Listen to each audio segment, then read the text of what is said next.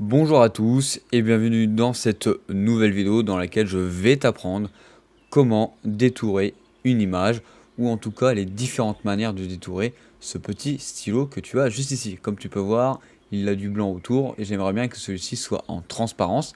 Alors pour ce faire, tu as plusieurs options.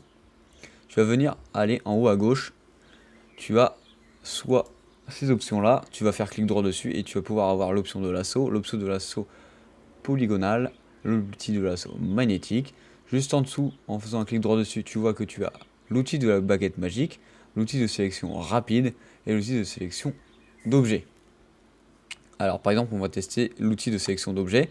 Avec celui-ci, tu vas devoir encadrer l'objet que tu souhaites détourer et c'est le logiciel qui va travailler tout seul. Voilà, on peut voir qu'il l'a bien sélectionné, en tout cas approximativement. Après, on pourra venir corriger.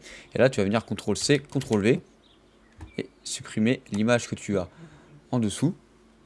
Hop, voilà. Comme ça, tu peux voir que celui-ci a bien été détouré facilement. Voilà, on va supprimer.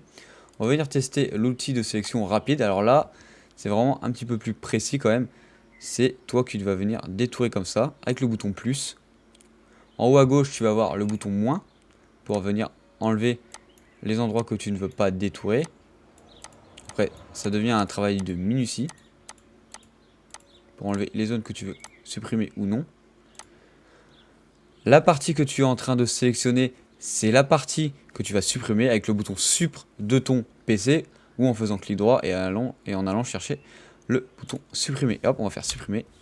Ah, j'ai oublié de préciser que pour ces manières-là, il faut aller faire clic droit sur le calque et pixeliser le calque.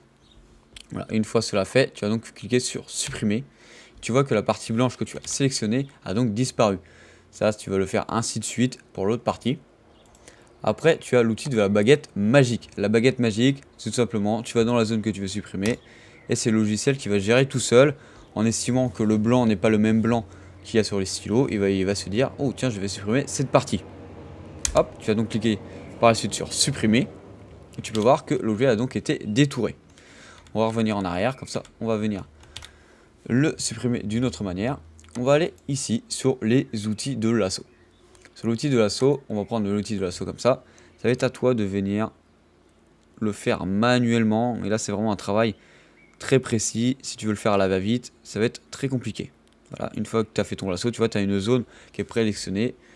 Et tu vas donc aussi cliquer sur supprimer pour enlever cette zone. Après, tu as l'outil de lasso polygonal. En gros, ça va être à peu près le même principe. Sauf que là, tu vas venir faire des lignes droites. Vu qu'on n'a que des barres droites sur celui-ci, ce n'est pas arrondi comme la partie avant, etc., etc. Donc une fois que tu as sélectionné cela, tu vas venir supprimer, ça marche de la même manière. Voilà. Après, tu as l'outil de lasso magnétique. Alors l'outil de lasso magnétique, c'est le meilleur outil de lasso. En tout cas, pour aller le plus rapidement, tu vas rester appuyé sur clic droit et tu vas venir essayer de délimiter tout autour de l'image. Tu peux voir que ça met des points d'ancrage sur celui-ci afin de détourer l'image au mieux. Et hop, après pour finir, tu vas venir revenir au bouton, le premier bouton, et tu vas donc cliquer sur supprimer. Voilà.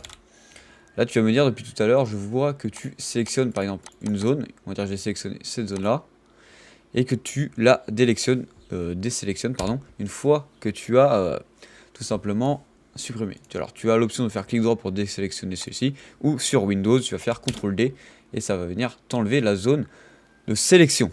En tout cas, j'espère que cette vidéo t'aura plu. Allez, salut!